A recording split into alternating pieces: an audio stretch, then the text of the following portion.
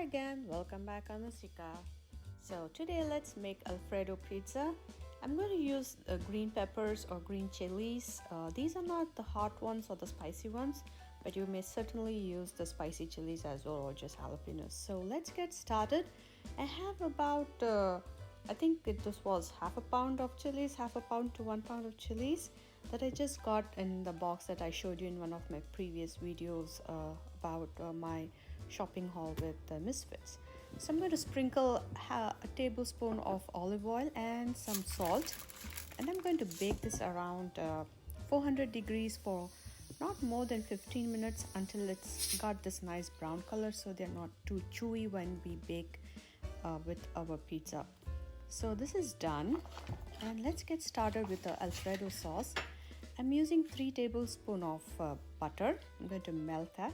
The proportion to Alfredo sauce is usually 3 tablespoons of butter or 2 tablespoons of butter to equal proportion of the flour. So if you're using 1 tablespoon of butter, then you use 1 tablespoon of flour. So for some spice, I'm going to sprinkle a little bit of nutmeg. This is totally optional, but that nutmeg brings out a nice flavor in our Alfredo sauce. So do try nutmeg in your Alfredo sauce next time to see the difference. So now I'm going to add about 2 cups of 2 to 3 cups of cold milk, and make sure to mix it all well until there are no lumps into the sauce. So once it comes to boil, we're going to stop. And this is going to be a little thicker sauce as we're going to spread it on our pizza. So to this I'm using grated Parmesan. That was 1 cup of it. All of the details of the ingredients will be in the description box below, so do check it out. Let's get started to make the pizza dough, or the base, the pizza, of course, the base for the pizza. So I'm using about 3 cups of flour. To that I'm going to add a tablespoon of sugar and a tablespoon of our yeast, and I added warm water and going to mix well and dust off about 2 tablespoons of our flour from the 3 cups that we are using. I'm just going to dust it off, mix well, and I'm going to allow them to activate the yeast. And when I add the flour to the yeast, it's going to bring a different texture to a pizza when it is baked. So definitely try this tip as well. So once after 15 minutes, depending on the warm in the warm room or in the kitchen, just leave it. So you see the bubbles in the yeast. That's when we are going to add the rest of the dough. Again, today we are not using any food processor or the blender.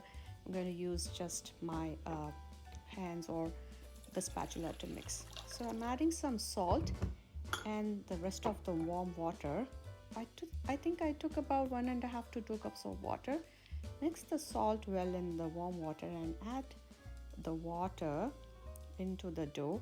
Make sure not to add all of the water. I have saved some of the water separately. I'm going to add the water as I need the dough, because this is going to be a little sticky dough than the rest of the dough. So make sure to add the water as you go. So, and make sure the water is also warm, not too hot, for us to activate the yeast in the dough. So mix it all well until it all comes along, and it's going to be pretty sticky dough. See, the dough is sticky, yet it's not sticking on to the bottom of the mixing bowl or to my spatula or the rubber spoon.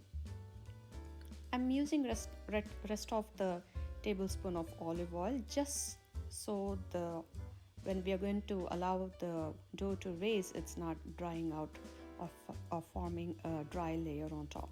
So I did not mix any oil in my dough when I mixed for the pizza. So it's just on the top, so it just covers up and makes the dough not too dry when it is raising. So pretty much done. I'm going to close this and I'm going to keep in a nice warm place.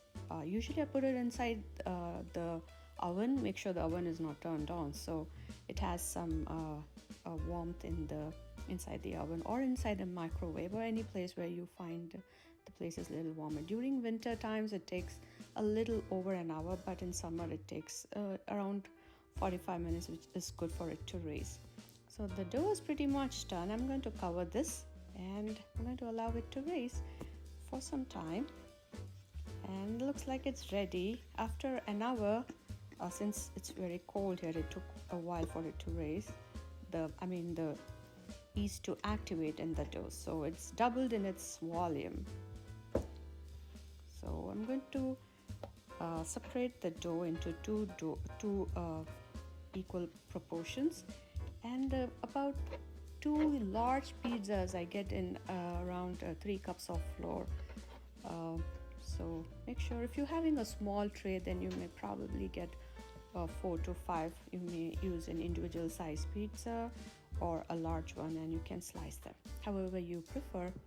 So I'm going to roll this dough using I'm going to dust the board and roll the dough with my hand. I'm going to just stretch it a little bit, but you may use a rolling pin as well. I'm not a big professional pizza maker, so I'm just going to roll using the professional pastry rolling pin. So make sure not to press it too hard, because if you do that, the bubbles in the dough will just release and the pizza will be nice and will be flat. That's not how a pizza should be. So do not use much of the pressure while you roll the pizza dough, and start from the center and take it outside. So that's how you're going to roll it. And I'm going to use a large tray and a small one, just for you to have an idea how many pizzas I get. Some of the sticks from the peppers I removed, and some I just let it be there. So however you like your chilies to be, you can use or whichever chili you want.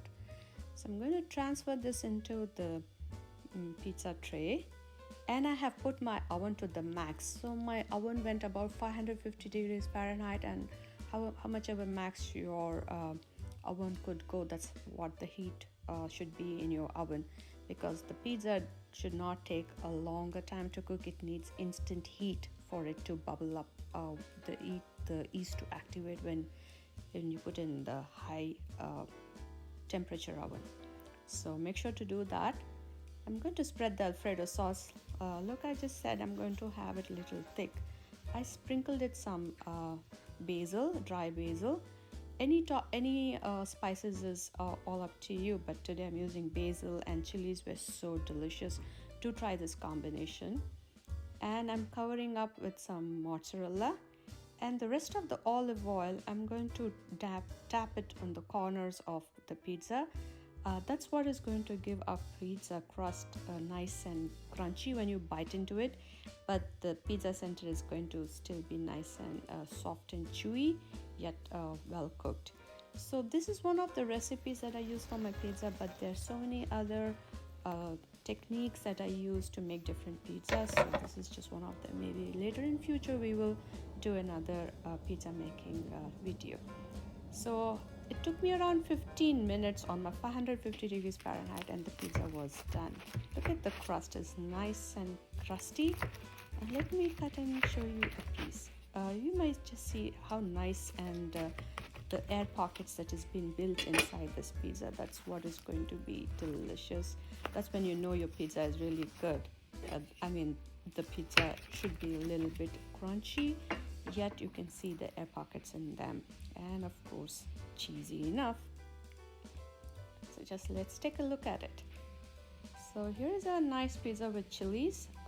You can do any topping, but do definitely try with these chilies, or any chilies that you prefer. They were nice and a little bit of spicy. And like always, if you haven't subscribed to Sika, do like and subscribe, and have a good day. Bye bye.